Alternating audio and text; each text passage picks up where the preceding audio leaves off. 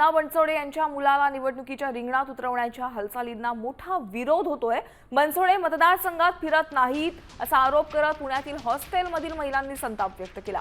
तर अजून कोणालाही उमेदवारी जाहीर झालेली नसल्याची माहिती बनसोडे यांनी दिली आहे।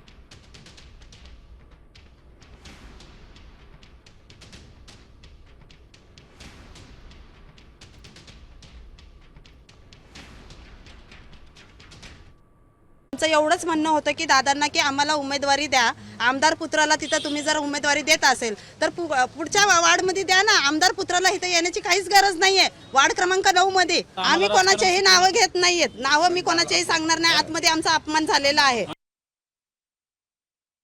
उमेदवारी कुणाला द्यायची कुणाला नाही द्यायचा हा सर्वस्व अधिकार आदरणीय दादांना आहे। आणि आत्ता पण दादांनी पिंपरी चिंचवड असेल किंवा पुन्हा महानगरपालिका असेल कुणाचीही नावं डिक्लेअर केलेली नाही। थोड्याच 1-2-3 दिवसामध्ये ते नावं डिक्लेअर करतील। त्यामुळं असं कोणी समजायचं नाही की आपली उमेदवारी ही फिक्स झाली। आम्ही अपमान दादा आत होते, मी आत होतो, ते आले, दादांना रिक्वेस्ट केली, दादा म्हणले आता 3-4 वेळा तुमच्या लोकांची रिक्वेस्ट झालेली, त्यामुळे तसं अपमान करायचा आत्ता बी तुम्ही